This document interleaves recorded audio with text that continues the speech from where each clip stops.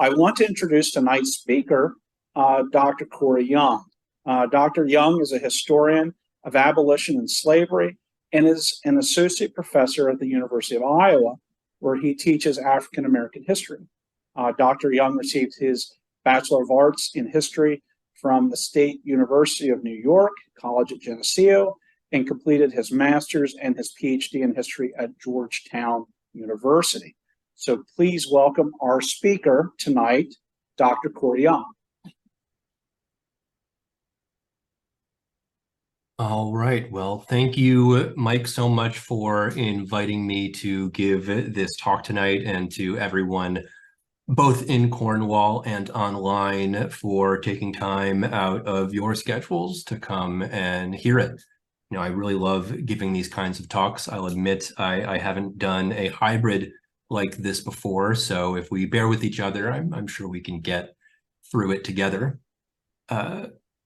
One quick correction, not especially important. I'm an assistant professor at Iowa, not an associate. I only say that because I don't know who's listening and would not want to claim a position that I have not yet earned. Anyway, moving on. So my talk tonight is going to build on a lot of really great existing scholarship. There are the pioneering studies of Joseph Walker and John Busy Selfa, who talked about iron slavery in Pennsylvania, but the Cornwall Iron Furnace itself is continuing to look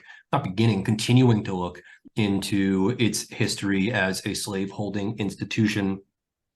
I know that a recent intern, Victoria Abramczyk, has done some really great work compiling a primary spreadsheet of individuals who were held in bondage, both at Cornwall and at other properties owned by the proprietors. And so I'm not going to try to retread that ground. Instead, I want to situate my work into this scholarship. As Mike mentioned, I'm a historian of abolition and slavery, and my book manuscript is on the history of Pennsylvania slavery during the age of gradual abolition. I'm interested in the ways that this institution shifted and continued and changed in response to this act for the gradual abolition of slavery that was supposed to be doing away with the institution of bondage. But as we'll see, this took quite a long time, and individuals remained bound to the furnace or by iron enslavers. So that's a little bit of an introduction. Now we can get into the actual material itself. I've been teaching this past semester undergraduates at the University of Iowa here in Iowa City, so I've gotten accustomed to these sorts of outlines. You know, where are we trying to go together this evening? So you can see I'm going to start with just a bit of an overview of iron and slavery in Pennsylvania before moving into some details that I think are a bit livelier, rather important, from an overview into some of the history pertaining to Cornwall and its proprietors, specifically the Grubbs and the Coleman families, before talking about some of the consequences of the fact that there were enslaved people in Pennsylvania's iron industry into the 19th century by looking at a handful of colleges and universities, specifically Dickinson College and Penn State, and then concluding by reflecting on the relationship between Northern slavery, which is disappearing at the turn of the 19th century, and its Southern counterpart, sort of a coda to this history. So with no further ado, overviews of iron and slavery in Pennsylvania. So I want to give some numbers, but before I do so, I think it is important that we situate these numbers by talking about the experiences of an individual, of a human being, right? And there's a person that I find remarkable and compelling, who I want all of you to know about and think about as well. His name is James Boyd, and I know about him, or I first learned about him, through this advertisement that was placed in a Harrisburg newspaper in 1804 by James Boyd's enslaver, a man named John Weidman, who was operating the Union Forge at that time period. And skipping over some of the well, actually, no, let's go through this piece by piece. James Boyd sought refuge from bondage at Union Forge. He's described by his enslaver, John Weidman, as 5 feet 9 or 10 inches, slender made, not especially dark, right? Perhaps a hint that he had both African and European ancestry. He played the fiddle, right? He had skills and passions beyond his labor. There's a dismissive remark about James's relationship to liquor. This was a bit of a trope in runaway slave advertisements from this time period. He describes the clothes that Boyd had with him when he sought refuge, including an old beaver hat that I just find such a striking visual. Boyd making his way away from Union Forge, dressed to the nines. But here's where I think it gets very interesting. Boyd had been employed to drive team and stock coals at the forge and understands all kinds of farming work. It is expected that he will pass for a freeman and will go to some ironworks to hire as a carter, or else to some seaport town, Philadelphia, New York, or Baltimore, to get on board some vessel, as he's been to sea for 3 years some times ago. All captains or masters of vessels are forbidden from employing or carrying off James Boyd. This happened just after Independence Day, that Weidman got his act together to place this advertisement, James having taken refuge a few days before that holiday. John Weidman did not want to acknowledge James Boyd's full name. You can see that he describes him as Jim, alias James Boyd, right? This other name that Weidman didn't care to think about. But James Boyd called himself James Boyd, first name, last name. He was a skilled laborer. He'd learned these trades by working in iron forges and furnaces in the area. Not only that, he knew how to drive a cart. He, like I said, could play the fiddle. This was a complex, skilled individual who, by 1804, had decided that he had had enough and tried to seek freedom somewhere else, perhaps by getting on a ship. That tantalizing detail that at some previous period, perhaps during the Revolutionary War, he had had experience on a ship despite his enslavement, hired out to a ship captain to gain other skills. Yes. But Boyd sought refuge from Union Forge and the Weidman family. Who was James Boyd? Well, for a long time, I didn't know more than this particular advertisement can reveal. But as I was preparing for this lecture this evening, I was learning a bit more about the iron industry in central Pennsylvania, and I learned that John Weidman did business with the Grubb family. I learned that Union Forge had been owned previously by Curtis Grubb. And when I went through my records, I learned that the only gym registered by an ironmaster as property in Pennsylvania was enslaved by one Curtis Grubb. If this is the same man, and I have every reason to believe that it is, he would have been 42 years old, where he finally sought his freedom in 1804. So that's a bit about James Boyd and the people behind some of these numbers that I now want to share with you. Because during the course of my research, what I'll get into in more detail in the next slide, I uncovered at least 45 iron enslavers, enslavers who owned or operated iron furnaces and forges in Pennsylvania in the late 18th and early 19th century. And they registered at least 240 bondspeople as their property. In fact, 3 of the largest 10 enslavers in Pennsylvania, according to these records, were in the iron business. And these 240 people they claimed as their property constituted almost 4% of everyone registered as property between 1780, when Pennsylvania first enacted its gradual abolition law, and 1830, when the registers disappear, when people stop appearing as property in Pennsylvania's slave registries. So those are some of the context for iron and slavery. Where is this information coming from? Well, in the course of researching my dissertation and now working on my book manuscript, I learned about this source space, what I have mentioned as slave registries. Under Pennsylvania law, enslavers were required to register the people that they claimed as property with the county clerk. They were given 6 months to do this or else forfeit their claim to that person. This was a way for the state legislature to know who was enslaved and who was not. It's also important to understand how gradual abolition came to Pennsylvania. So gradual abolition, the details are in the name. This is not immediate emancipation. The way abolition comes to Pennsylvania is that after 1780, any person born to an enslaved mother wouldn't owe a lifetime of labor, but rather 28 years. So they wouldn't be a slave for life, they would be a slave for a term, quite a long term, well into their 20s, almost 30 years old.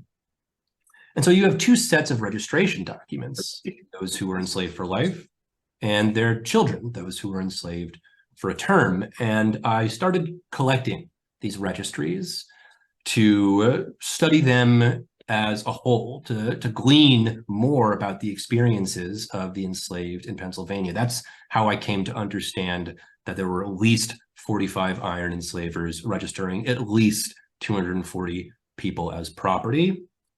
So some statistics from this registry that I call a just and true return, a data set that I've created of Pennsylvania's surviving slave registries. So in this data set are more than 6,300 people registered as property. Almost 4,000 of these people, so 62%, were claimed as slaves for life.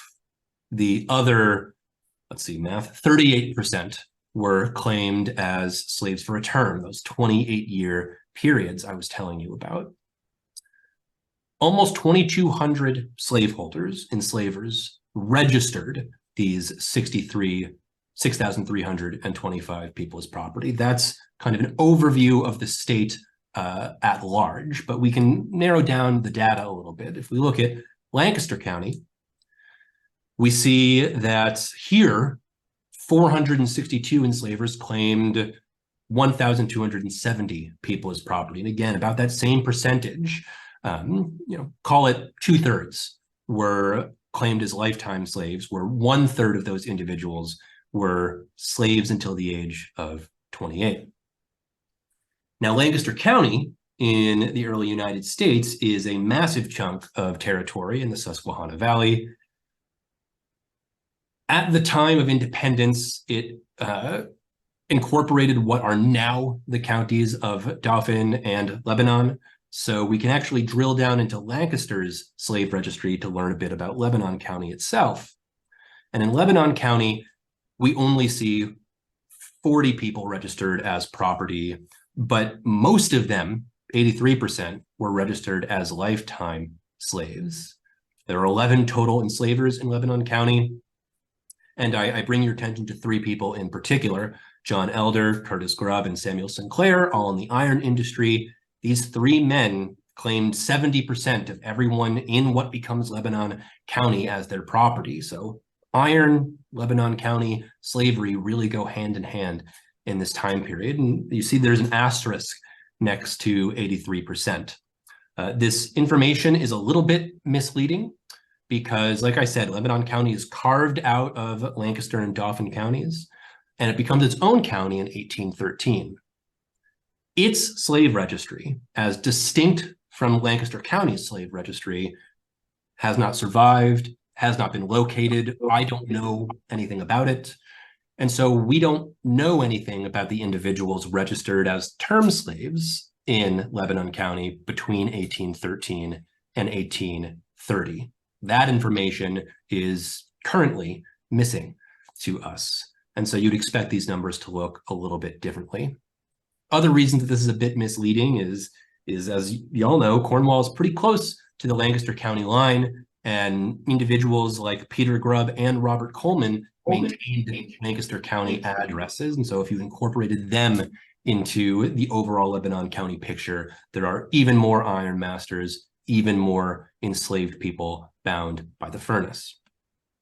This data set has some limitations that I want to bring to your attention. Like I mentioned, I've not been able to find all of the registries, and crucially, I've not been able to locate those in Philadelphia or York County. Both Philadelphia and York counties would have been sites of hundreds, if not thousands, of enslaved people. So when I said at least 45 ironmasters and at least 240 people bound to ironmasters, this is part of what I was trying to get at. These are conservative estimates. And there are missing ironmasters from this data set. To give one particular example, I want to tell you about a man named Percifer Fraser. He lived in both Philadelphia and Delaware counties, and because we don't have the Philadelphia registry, we do not know who he claimed as his property in that city. The Delaware County Registry, on the other hand, has survived, but Fraser doesn't appear in it. In fact, we have some information about why that is the case, because shortly after Pennsylvania passes its Gradual Abolition Act, Percifer Fraser petitions the state government for permission to register the people he claimed as property after the deadline, right? I said there's 6 months that enslavers had to comply with this law, and Percifer Fraser doesn't do it, right? A petition from Percifer Fraser of the county of Chester, Delaware County is carved out of Chester County.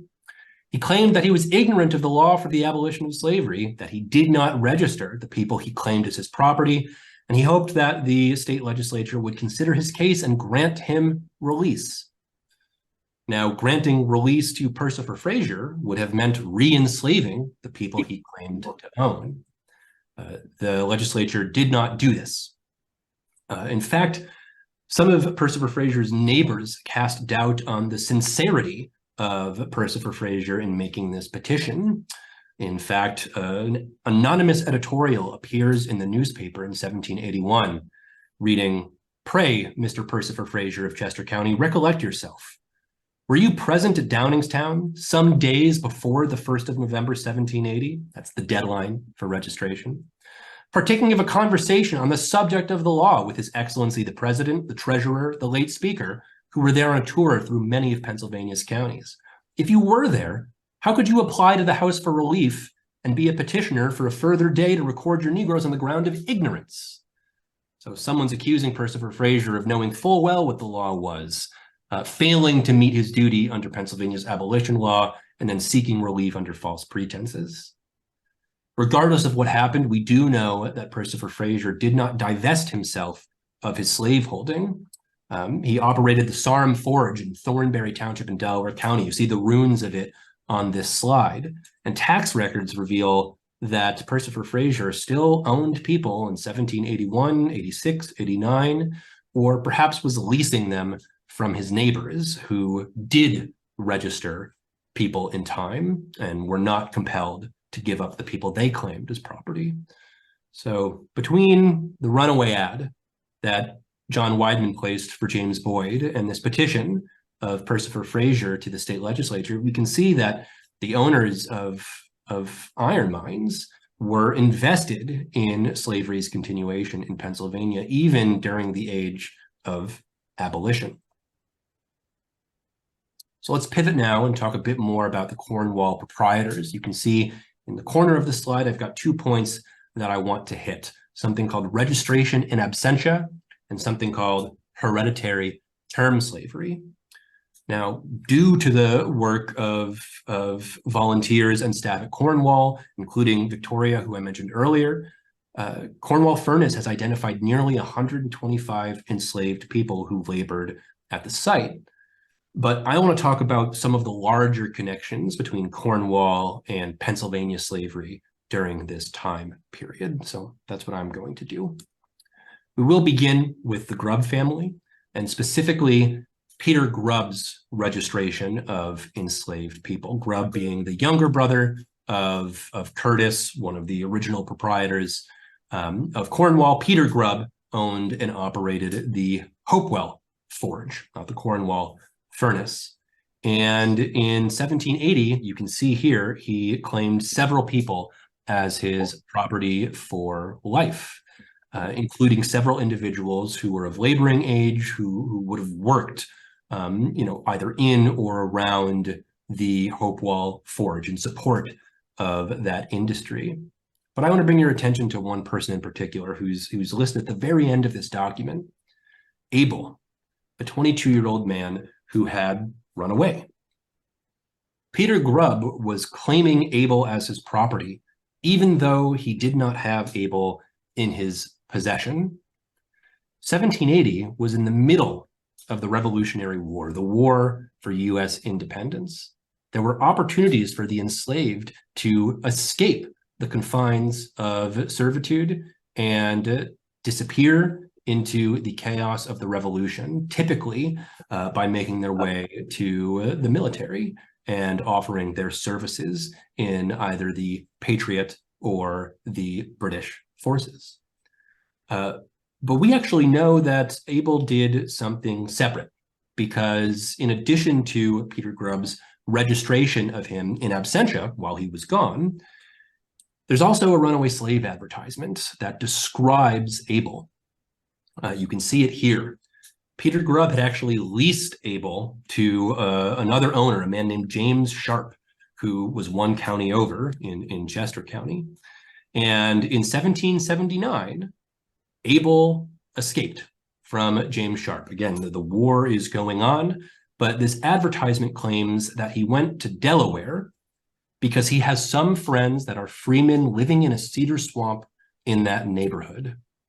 The advertisement concludes by saying it's probable he will pass for a freeman, he having got a pass from a free man named Nat and may go by that name. So Abel/Nat. I don't know what name he called himself. But Peter Grubb doesn't place this advertisement until 1781.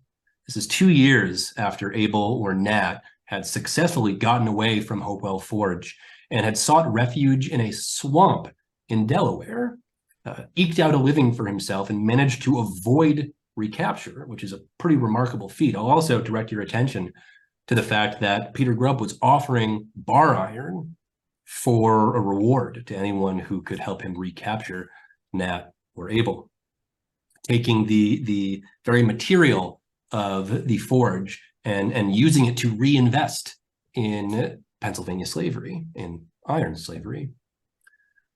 But I bring this to your attention because Abel or Nat was not the only person who was enslaved in Pennsylvania who sought refuge in the cedar swamps of Delaware. Don't worry if you cannot see the text on this advertisement. I can tell you the details. Here, you have a man who lived in Chambersburg. He was not in the iron industry himself, but he was a slaveholder. And he was advertising the return of a man named London. That man called himself Daniel Anderson. So I'm going to call him Daniel Anderson. And James Young, who was Daniel Anderson's enslaver, who shares two of my names, although he has no relation to me, he describes Daniel Anderson as having been 2 years in the cedar swamps of Delaware, passing as a free man.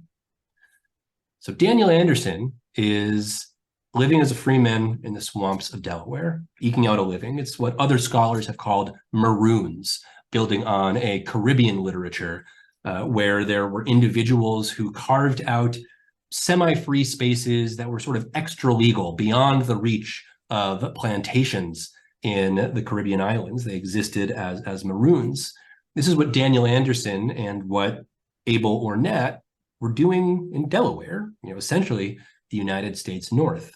And I'm so taken by the fact that Peter Grubb says that Nat or Abel had some friends in the cedar swamp in that neighborhood.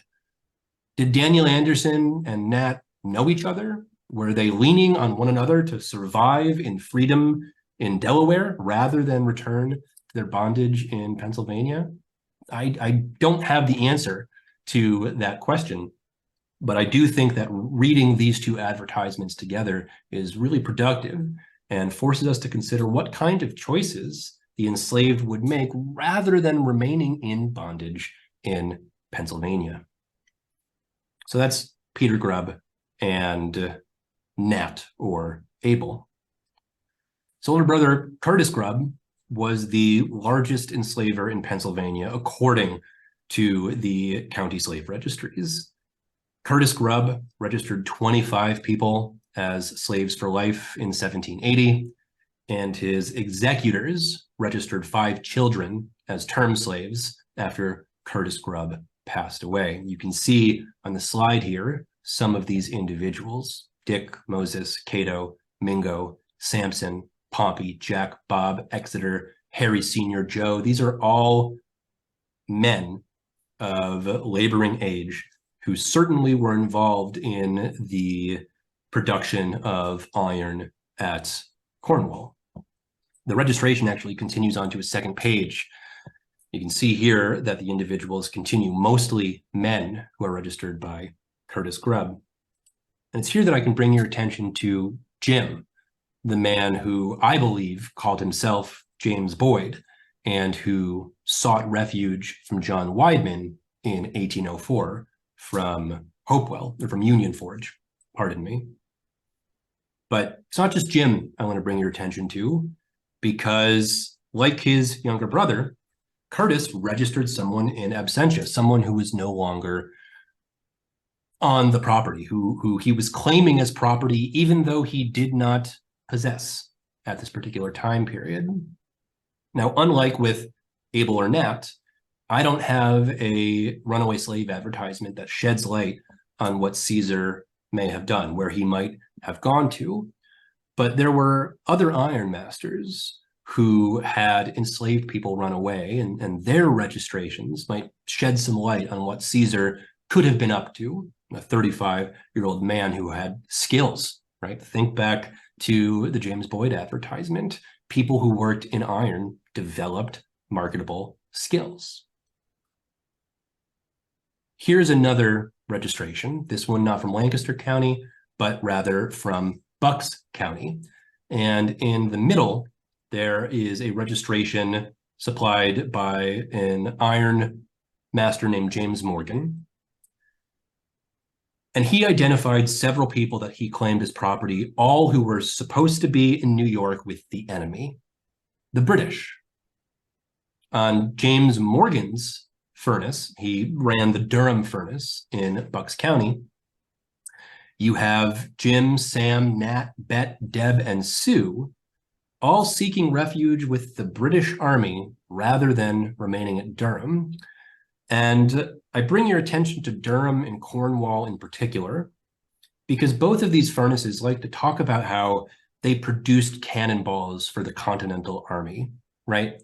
That their industry in some small way contributed to US independence, and in some small way, it certainly did. But that's only one perspective. For individuals like Caesar, who was enslaved at Cornwall, or for the individuals I just named who were enslaved over in Bucks County at Durham, their future wasn't with the Continental Army. Their best hope at freedom, at liberty, at independence, well, they thought it just might be with the British. And so I think there's an interesting tension there between the older stories of independence that these forges and furnaces talk about, and the experiences of enslaved people who had a different take on what it meant to be free in the 1780s. So those are the Grubbs. And I want to also talk about the Colemans. So far, I've been talking about the Revolutionary War period, those who were enslaved for life, but I need to talk now about those who were enslaved for a term, those 28-year sentences that were created by Pennsylvania's gradual abolition law. The Colemans were big investors in term slavery in Pennsylvania. They registered a lot of people, children, as property in the 19th century. And here we can see transcriptions of 2 registrations that were filled out by Robert Coleman's sons, James and Edward. These were both done in the spring of 1818. James Coleman was registering the birth of a child named Isaac, whose mother's name was Charlotte.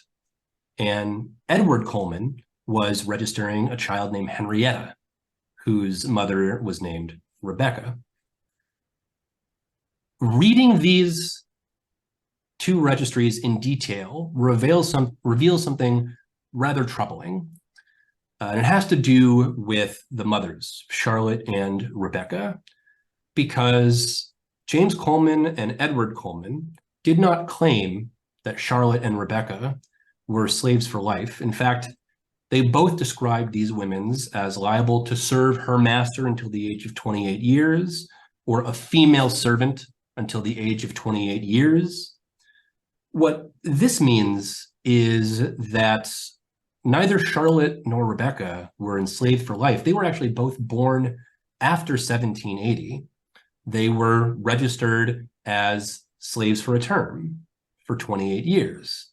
And in the case of Rebecca, who's registered by Edward Coleman and whose daughter's name is Henrietta, we know for a fact that she was registered in 1799, so almost the 19th century. Well, what does this mean? This means that the status of term slave, the experience of serving for 28 years, that status, that kind of term slavery, was itself heritable. It could be passed down from mother to child, and that's precisely what happened in Pennsylvania. You know, in a just and true return, my data set of Pennsylvania's surviving slave registries, there are at least 200 children whose parents were themselves servants, slaves for 28 years, not slaves for life. And this is a very conservative estimate. I think a much more realistic estimate is that perhaps 1,000 children were registered as hereditary term slaves, not as the first generation to be born after gradual abolition. And so what gradual abolition does, it replaces hereditary lifetime slavery with hereditary term slavery, at least until 1826, when the state Supreme Court finally got rid of this practice, finally did away with the practice of hereditary term slavery. Slavery for life in Pennsylvania was not abolished until the Civil War itself. I don't have the time to get into that now, but I'd be happy to do so in the Civil War, or during the Q&A.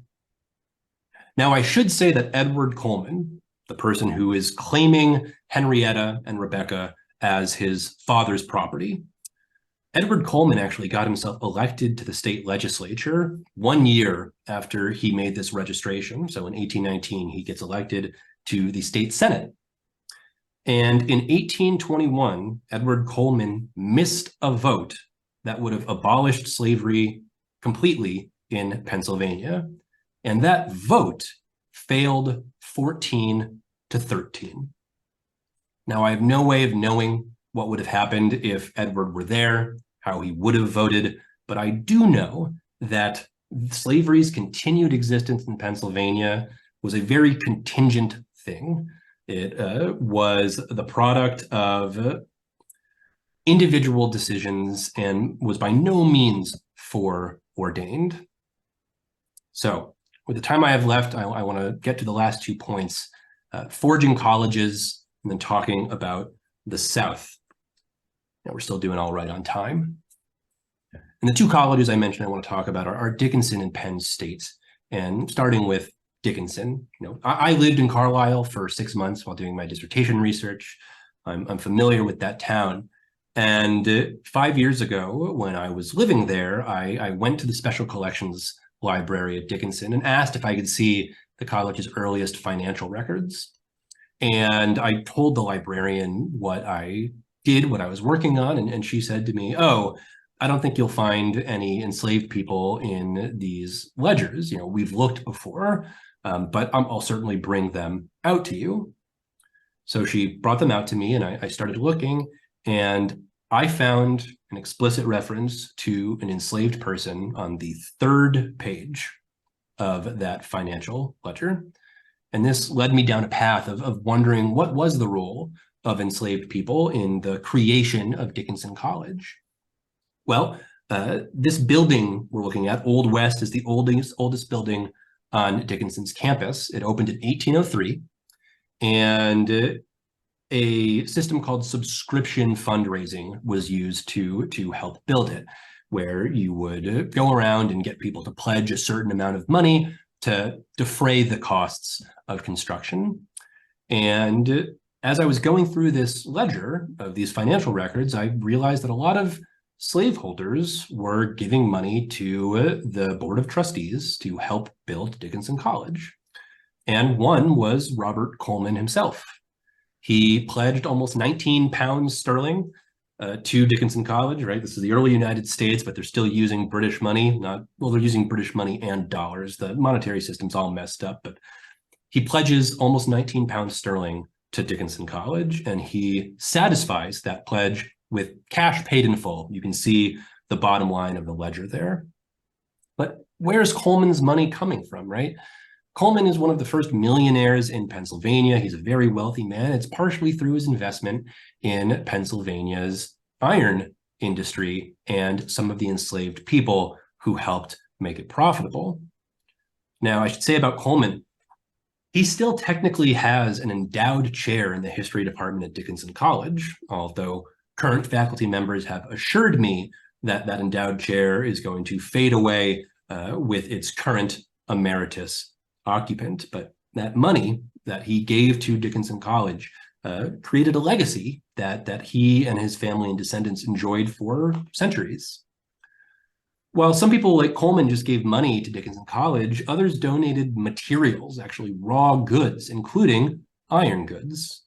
There was a Cumberland County ironmaster and slaveholder named Michael Edgy.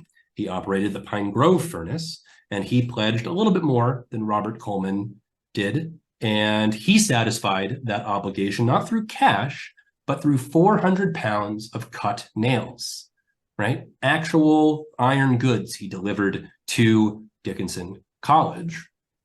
Another slaveholding ironmaster named John Walker did something similar. His subscription was satisfied by half a ton of bar iron that I believe, it's tough to read this ledger, was transported by the wagon of a man named Laird.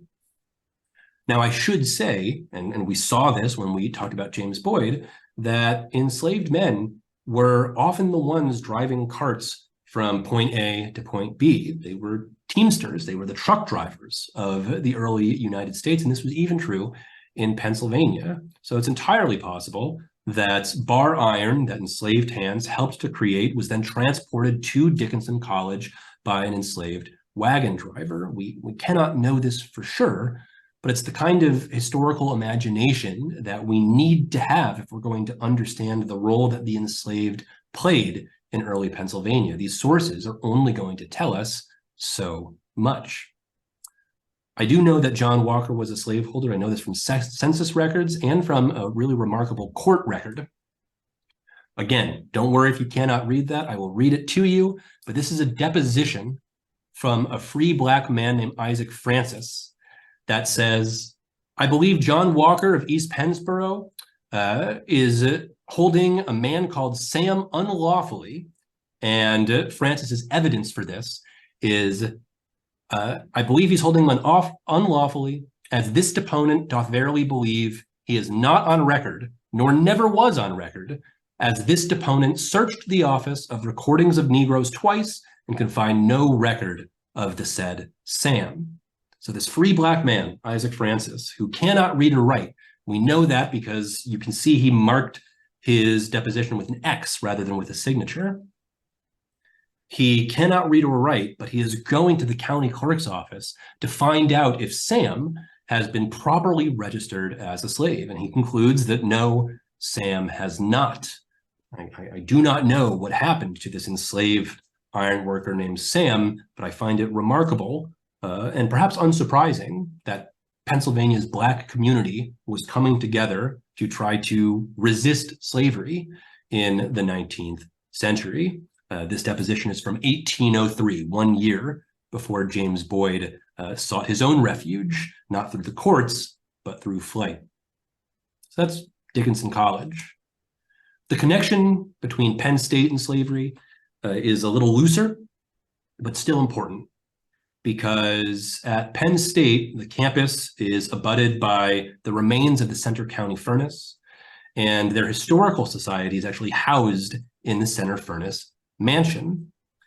And there's a direct line from the center furnace to the furnace mansion to a high school that was established at that furnace mansion in 1855 called the Farmers High School.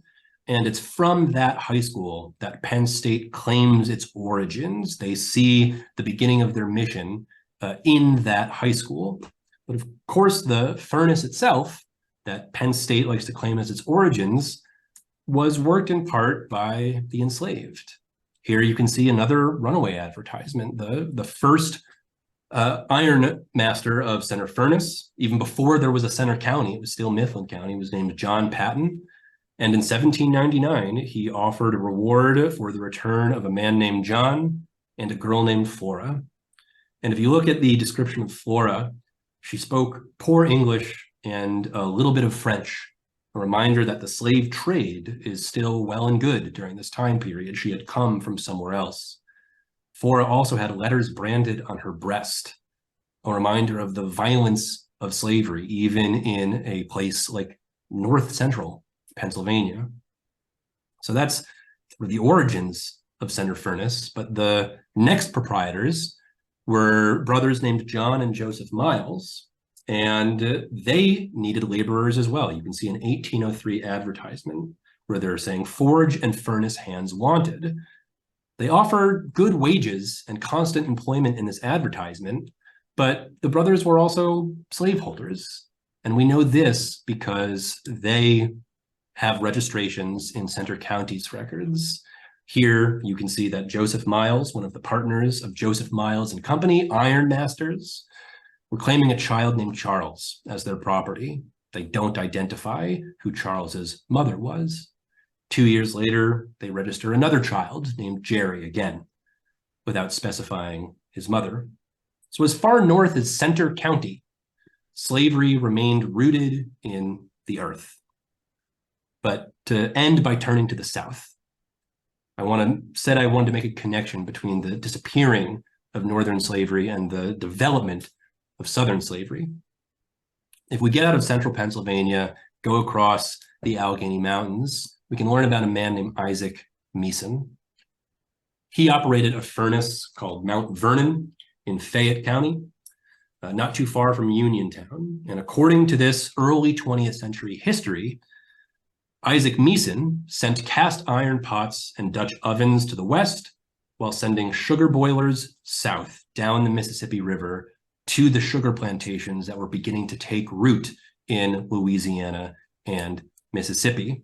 Evelyn Abram puts it thus: "It was from Isaac Meeson's busy wharf and boatyard at the mouth of Dunbar Creek that flatboats loaded with iron sugar kettles set out for Louisiana." So enslaved Northerners, those who worked at the Mount Vernon furnace, and work they did, Isaac Meeson and his son registered 18 people as property in the late 18th and early 19th century. You can see a transcription of some of their names in the center here. Enslaved Northern hands helped to forge the iron sugar boiling kettles that made plantation slavery possible in Louisiana in the early 19th century. Isaac Meeson and his son remained in the game for quite a long time in Fayette County. In fact, the very last registration in Fayette County for an enslaved person was filed by the Meeson family in 1826. It was for a little girl named Eliza Seton. So the connection between slavery in the North, slavery in the South, it runs through some of these iron forges and furnaces in Pennsylvania. And by way of an ending, I just want to bring your attention to a local news story that, again, I learned about while preparing for this talk tonight. At Georgetown Furnace, 70 miles southeast of Cornwall, as the crow flies, recent DNA analysis on 27 enslaved people who were buried on the property, whose bodies were exhumed in the 1970s to make space for a highway, and who were maintained by the Smithsonian Institution. DNA tests on those 27 people enslaved at Georgetown Furnace revealed that they likely have 3,000 close descendants who are alive today. 3,000 people alive today who can trace their ancestry through those 27 people who were enslaved and buried at Georgetown Furnace in Maryland. And I just want to end with a question.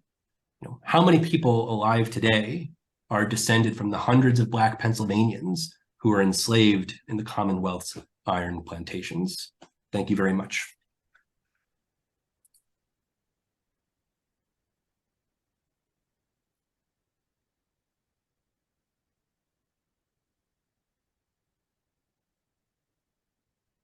Thank you very much, Cory. That was a really great presentation. I love the amount of local material that you were able to bring into this. This was really great. Now, I know that we do have, I think, a couple of questions that have come in online. Great. So I'll go ahead and I'll start with those if I could. Sorry, I have to do just a little bit of juggling to be here at the podium. Sorry. Oh, no problem. I've got to try to answer these questions, so we're both in the hot seat. All right, sounds great. So we have a question that says, I'm curious if the 28 years of enslavement leading into abolition correlates with the average lifespan under those circumstances, and how exactly did they arrive at that number of 28 years? So it wasn't tied. That's a great question, by the way. It wasn't tied specifically to a lifespan. And I think a misconception about averages is that people lived in the past, shorter lives. And that's only true in the aggregate. If you survived childhood and made it into adulthood, right, people lived into their 60s, 70s, and 80s. Certainly, conditions were not the same as they are today. Medicine was not the same, but there were, if you survived into adulthood, a chance that you would live as long as we do. So it wasn't pegged to life expectancy. It was the results of political compromise. One legislator proposed 21, the age of majority. Another said, what if it was 31? And just through some back and forth, they arrived at the arbitrary number of 28. Other northern states had different numbers. I think New York and New Jersey had 25. Sometimes it was gendered, where women would have to serve until 25 and men until 28. But it's essentially just political compromise. Okay, thank you. We have another question. I think really kind of struck a nerve when asking about the remains of Georgetown Furnace. And the question is, has anyone questioned why the Smithsonian still has the remains of these individuals exhumed for the highway construction? So I am not an expert on this particular news story. I know that there are plenty of scholars and activists doing work on human remains and American museums. It's not just a Smithsonian problem, and it's not just a African-American chattel slavery problem, but the remains of indigenous people have been in university and Smithsonian collections for centuries now. There is work being done to repatriate those remains, both for the enslaved and for indigenous Americans. But I do not know the specific details about Georgetown Furnace. I'm happy to point anyone in the direction of the article I read about it. But a simple Google search will turn up multiple articles about Georgetown Furnace and that dark chapter of their history. Okay. I'll go ahead and see if there's anyone questions here from the audience. And then, Cory, what I'm going to do is I'm going to have that person say the question, and then so you can hear it, I'll repeat that so that everyone can hear that, even at home yourself. So, yes, go ahead. Do you have any idea how many slaves existed through the history of the Cornwall Iron Furnace? So the gentleman's question was if we had an idea of how many slaves existed in the history of the Cornwall Iron Furnace.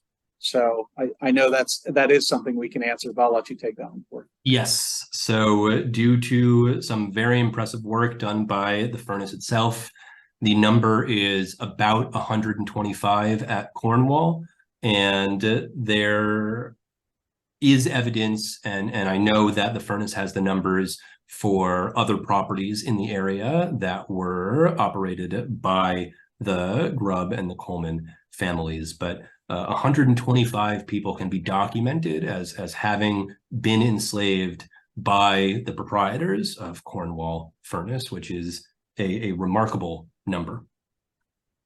Okay, thank you. Other questions here from the audience? Yes, sir.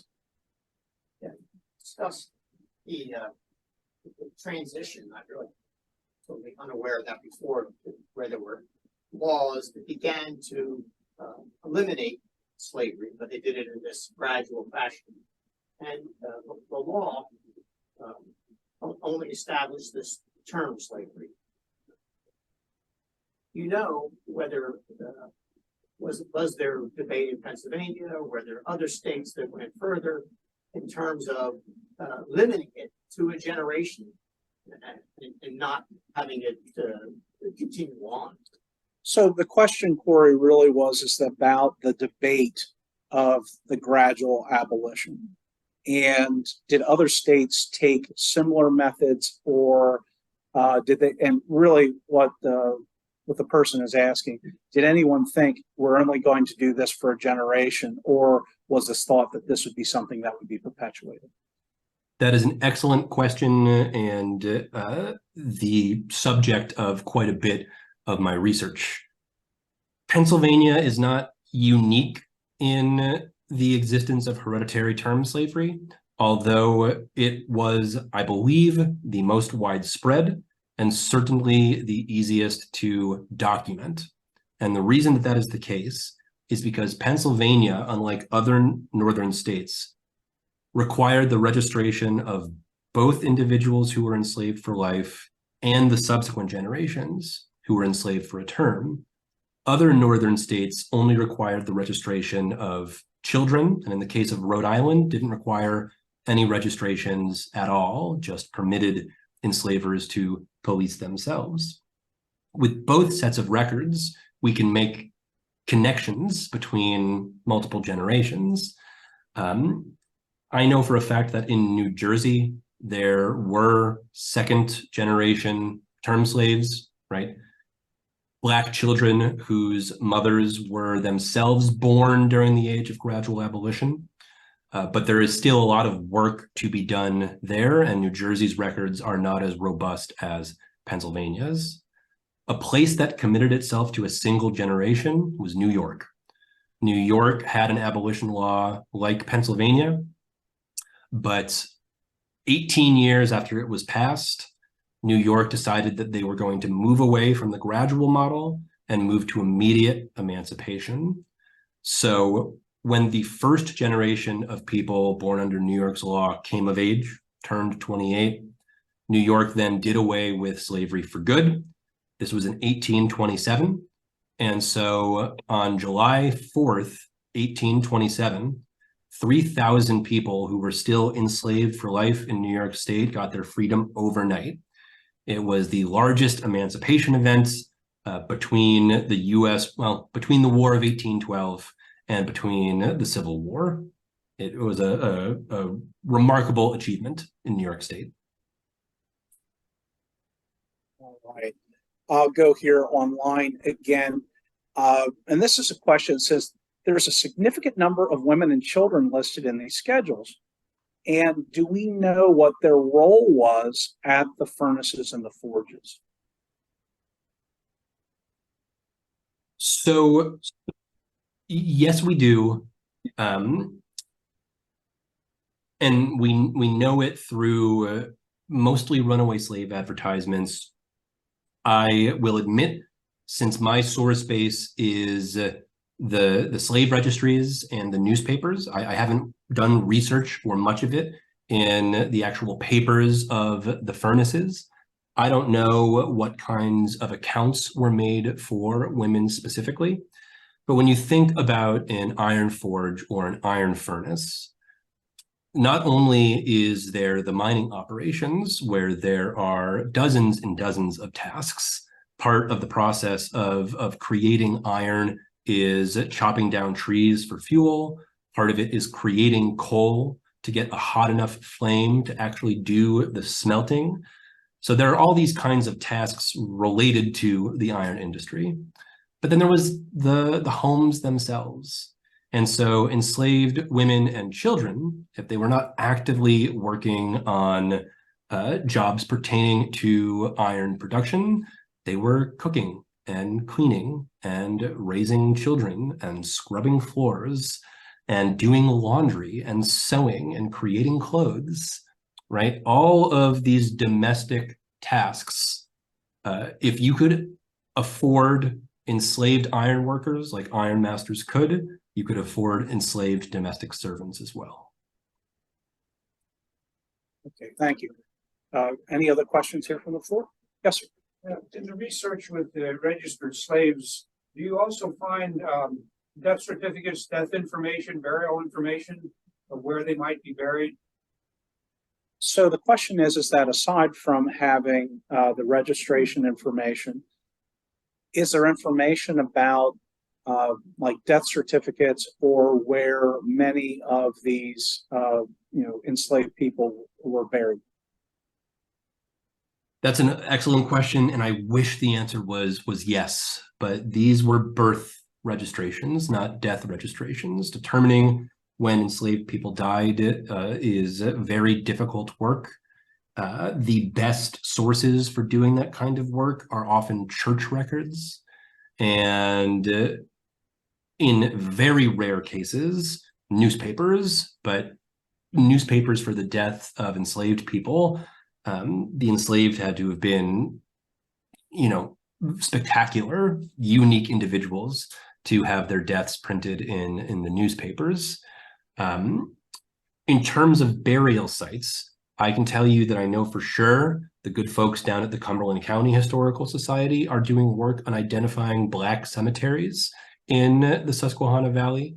And I know that the Archibald McAllister site in Dauphin County, there's an enslaved cemetery on what was his property. So central Pennsylvania has identified some burial grounds of enslaved people, but that work remains ongoing. And I can add a little bit about that for here at Cornwall. There are actually two 19th century records that talk about slave burial. One near Hopewell Forge, which is just over the line in Lancaster County. And also the other one is actually here on this property at now Cornwall Manor. And at first I kind of took that with a little bit of a grain of salt, because oftentimes one hears in doing historical research about things like Indian cemeteries and slave cemeteries. So, it seems like sometimes that it's more story than fact, but we know that, people were here a long time. But when we're doing the research that Victoria undertook 2 summers ago, one of the first and earliest records that she looked at was a record from 1753. And it mentioned an expense in the book that was a casket for old Ned. So we knew that from that if the family had gone and paid to have, and at this time, it wasn't even the family. This was actually a time period when Cornwall Iron Furnace was being leased by what was known as the Cornwall Company, which was this group of investors, which mainly then came down to the Giles family that lived in Harford County, Maryland, but had iron interests in this area then as well.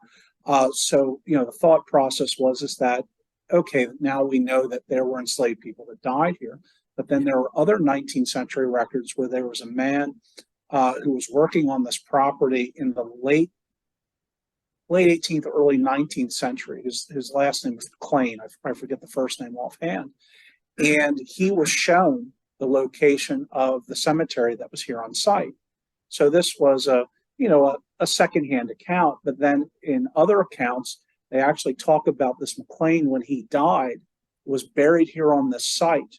And in the 19th century, those graves were exhumed and they were then placed at the local Methodist church. And if you look on Find a Grave, that's where the stone is today. However, the records are in the Coleman family records, where there was a cemetery here on site and moved. So all of those things taken as separate facts, in my view, might say no, that this is something that's fictitious, but put together as a body, seems very, very likely that that was in here on the site.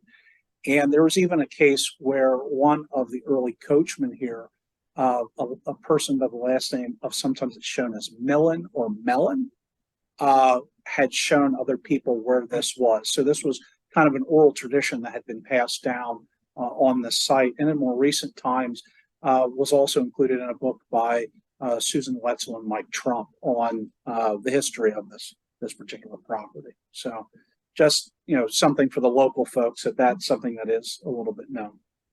It's incredible. Okay. Another question, and this might also be a little bit more for me, but I'll go ahead and read it to you as well, Cory. Is it possible to know if enslaved people were housed differently from other workers at Cornwall? So I will actually, I'll field this one, and if you want to weigh in as well. Please do. So one of the things is that the Cornwall Company, as part of their lease agreement, had to hand back the property to Peter Grubb with the same dollar value as what it was when it was leased in 1745, when they returned it in 1765. So they did an annual appraisement of everything on the property. And that included pieces of iron that were in the houses. Those were large cooking kettles, stoves, and firebacks. So one of the appraisals that was done, I think has happened a couple of times, that we have in the late 1750s. It actually identifies what it calls the slaves' quarters. And unlike any of the other buildings, it shows there being, I believe it's 2 firebacks, meaning that there were at least 2 fireplaces, meaning this was most likely a larger home than what many of the other houses were on the property. So this is more of what we could, more like maybe a boarding house or a barracks or something of that nature, as opposed to a small single family dwelling, most likely of log, which is what we had in the rest of the houses that were here. Do you have anything to add about that, Cory, if you've ever run into how that was at even other iron furnaces? Like I was gonna say, like cemeteries, housing for enslaved people is also hard to come by. In broad terms, in the U.S. North, enslaved people were more likely to live in households with their owners than in the South, where there were separate slave quarters. And so for other enslaved Pennsylvanians, you know, it is possible that they lived in an attic or a basement or in a side room in the same property as their enslavers. Thank you. Other questions here from the crowd? Yes. My last one. All right. There was a gentleman in our local area who had such a wonderful reputation that we have a local park named after him. And he was an escaped slave, and they called him Governor Dick. And I was wondering if you found anything with his name on it, or records about his escape, or anything that had. So you were able to hear that. I could see you were shaking your head. So this is a question about Governor Dick. I have not found anything new. I have not. I've looked at materials that others have looked at about Governor Dick, but I have nothing, no new discoveries, unfortunately. What I can say is that individuals like Governor Dick are not, well, no, I would say they're somewhat commonplace in Pennsylvania. These formerly enslaved individuals who develop a reputation in freedom. You know, there are several people in Cumberland County who developed reputations during the Civil War era because of their relationship to Dickinson College. And in one case, really far north on the border with New York in Potter County, a man named Asylum Peters, spelled asylum, pronounced asylum, he was sort of understood to be an early enslaved founder of the county itself. So I can't add to the Governor Dick story, but I can say that there are other men and women like him whose stories live on in rural Pennsylvania. Thank you. So just a few more online questions then. Yeah. So after Pennsylvania's abolition, was it prevalent, the leasing of slaves from southern states where it was already legal to lease them to the iron industry?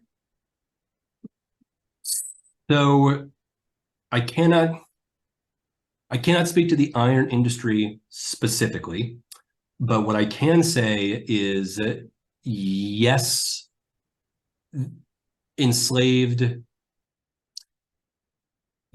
Pennsylvanians did lease or purchase people who were enslaved in the South, but there were steps that had to be taken.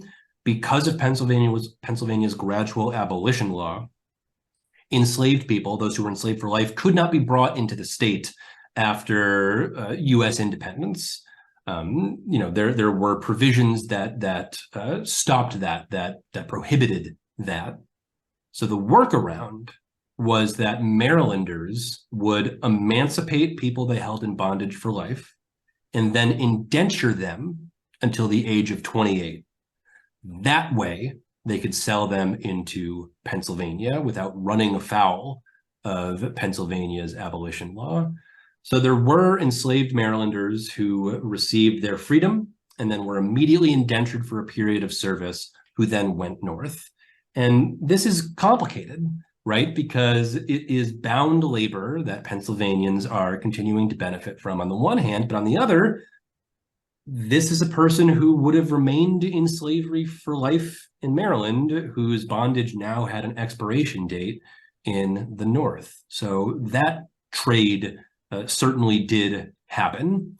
And I do know, and this is a record that actually Cornwall might not even have, Peter Grubb briefly ran afoul of the Pennsylvania Abolition Society because he was trying to purchase or lease people who were enslaved until the age of 28 from Philadelphia.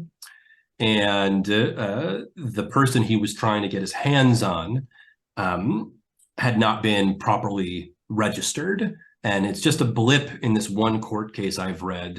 Mike, I'm happy to send you the citation and the information. But yeah, this traffic in term slaves did exist, and it did sometimes cross state lines. Okay, thank you. A question here from the audience. Yeah, doctor, thank you for your program. So it's late, I'm tired. If I understand this correctly, Joe Blow is releasing slaves to go to Pennsylvania. It's a business transaction, and I don't mean to be crude, but that human being that's crossing a border to then eventually be emancipated is essentially a commodity. So if I understand correctly, in a way it's a win-win, because as a slave gets older, their ability to work, etc., is reduced. There's that commodity has a shelf life, so to speak, in an agriculture or early industrial context. Yeah. And so he's essentially clearing his books of inventory that in the long run is costing him more, whereas if he sells or trades him, it clears the books and there's a profit or loss of expense anyway over the long term. Is that how I understand? Is that how? Yes. So this is all part of the slaveholders' calculations.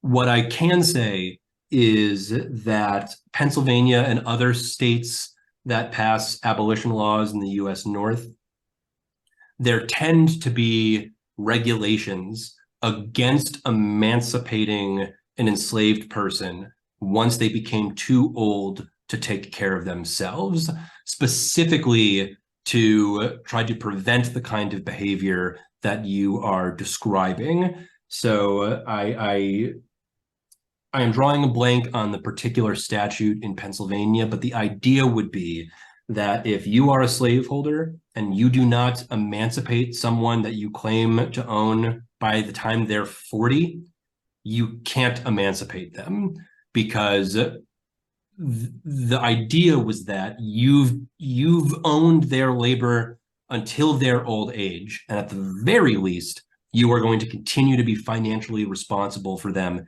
in their old age. You can't just dump them on their own once they can no longer do the work that you want them to do. So states did have laws against that kind of thing.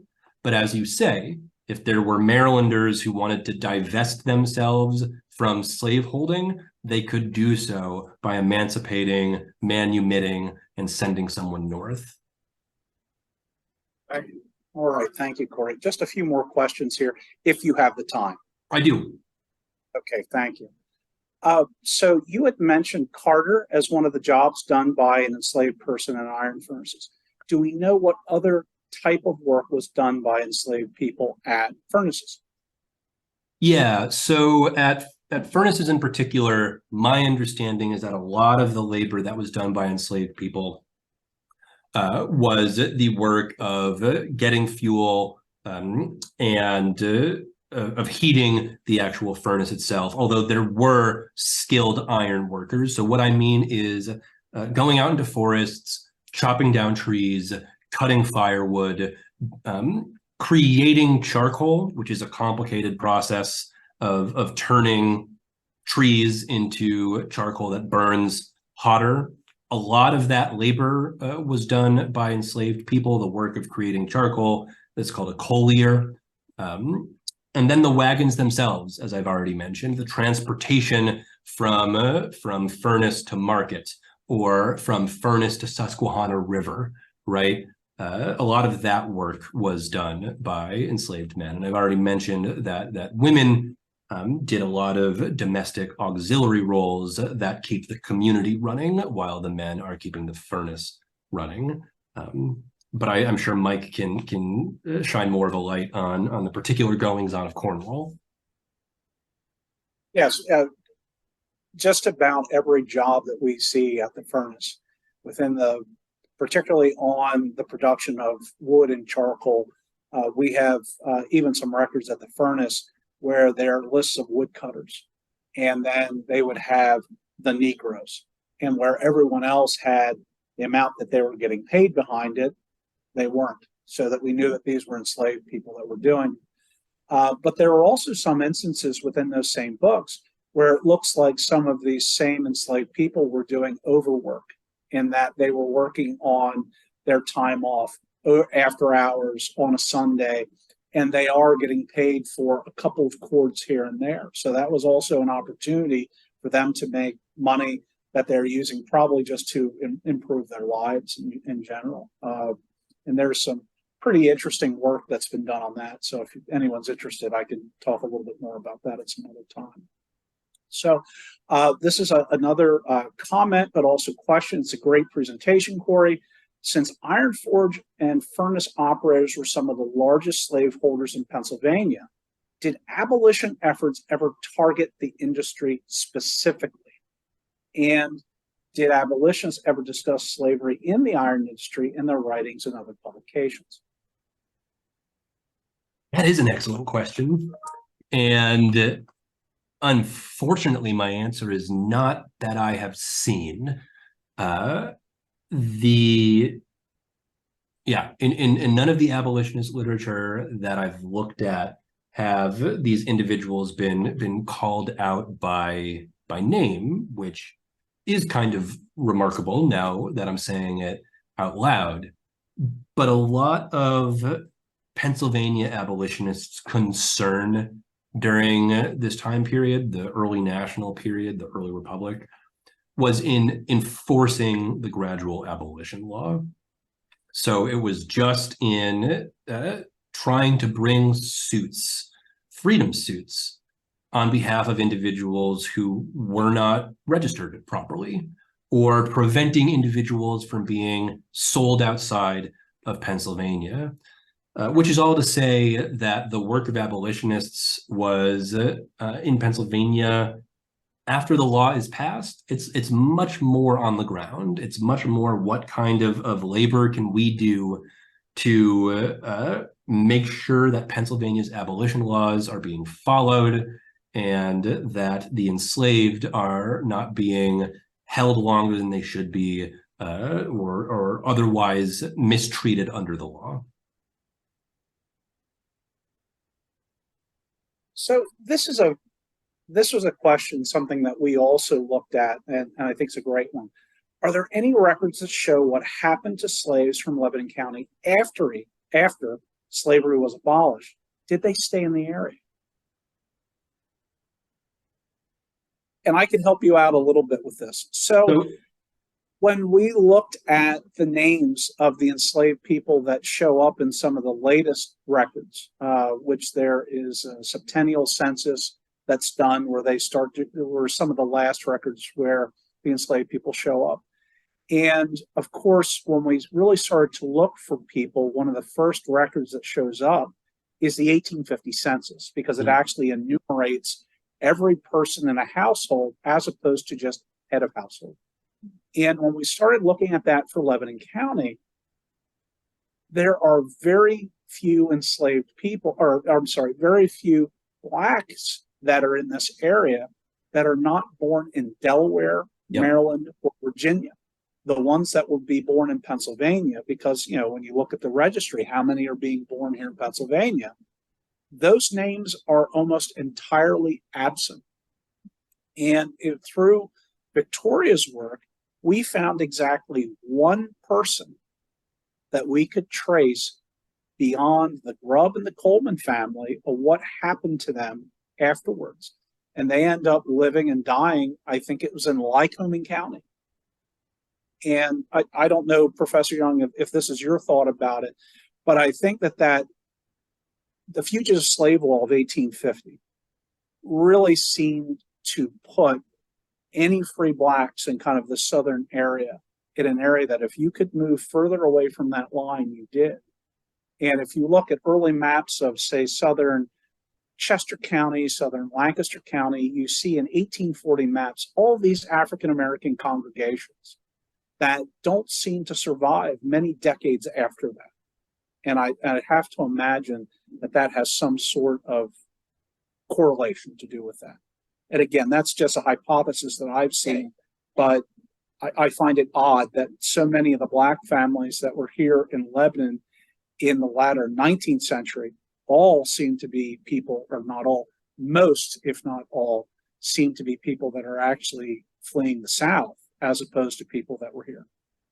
My instinct, I think you're exactly correct, Mike. My instinct is that people, and some do stay, but I think most of the formerly enslaved people living in the Susquehanna Valley, they go to Pittsburgh, they go to Philadelphia, maybe they go to Harrisburg.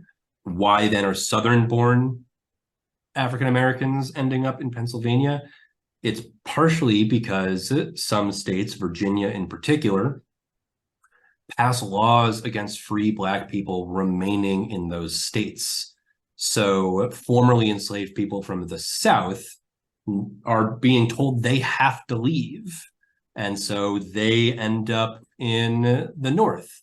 And because, they were not enslaved there, it's easier for someone from Delaware, Maryland, or Virginia to make a home for themselves in Lebanon County than someone who was held in bondage in Lebanon County.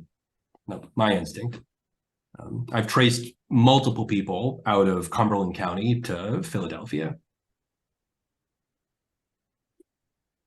All right, I think this will be the last one then. So this is from a former colleague of mine. It said, did Professor Young look at types of work done by slaves at ironworks or differentiate in any way to explore their general treatment or greater chance to run away? So I have not done that kind of statistical analysis. My hunch, I'm going to go back to where I started tonight with James Boyd. If you knew how to drive a cart, if you knew the roads of central Pennsylvania because of your job, your odds of being able to seek refuge were higher. What's more, if you had a desirable skill like iron forging, or if you had been to sea, your ability to disappear somewhere else and find work was greater. On the other hand, if you were so skilled that you were easily identifiable, well, now you run the risk of someone who's reading the newspapers saying, I know exactly what this who this advertisement is describing. In terms of trends of runaways generally, it skews young, it skews male. There are always exceptions. But my instinct is if we're talking iron plantations, iron forges and furnaces, it's those who already know the back roads. Okay, thank you. So thank you very much, Cory, for everything tonight. I'll go ahead and I'll end things here. So thank you so much. And to everyone who attended both in person and online, this was really excellent. What a conversation. And again, thank you all for joining us for this lecture. I especially want to thank Dr. Young for his presentation, and for Kathy Donaldson and Bruce Chadbourne for helping to organize our virtual talk, and even a little bit of last minute troubleshooting as slightly changing our format, which then adds to the technical complexities that we have. So, but they both did an excellent job in figuring things out. So I also want to thank the Friends of the Cornwall Iron Furnace who sponsored this program, and of course the Cornwall Manor for allowing us to use this wonderful space on their campus. So please join us for our next lecture, which will be in 2024. This is our last one for the year. So Tuesday, March 12th, when Mike Weber will give the talk, which he entitles The Rest of the Story, which will be a talk that focuses on what led to the demise of the Cornwall Iron Furnace and its eventual shuttering in 1883. So this will be an in-person lecture, but we'll also have a live stream of it that will go out on Zoom. So a little bit of the exact opposite of tonight. So, and just a reminder, the museum is open Friday through Sunday for tours. So please check our website for details and tour information. Our next and also last special event of the year will be on Saturday, December 2nd, which is our Christmas at Cornwall event, which is a joint event that we do both between the museum and also here at Cornwall Manor, which they will also be holding their joint event. So there will be tours not only of the mansion on this side, but also the furnace. And we'll also, new this year, be conducting some guided tours of Miners Village. We'll even have a little bit of beer tasting. We're setting up a temporary tavern at our former blacksmith shop. So everyone's invited to come out if you want more information. It's on our website. So again, I'd like to thank everyone for coming out tonight. So please stay safe and good night.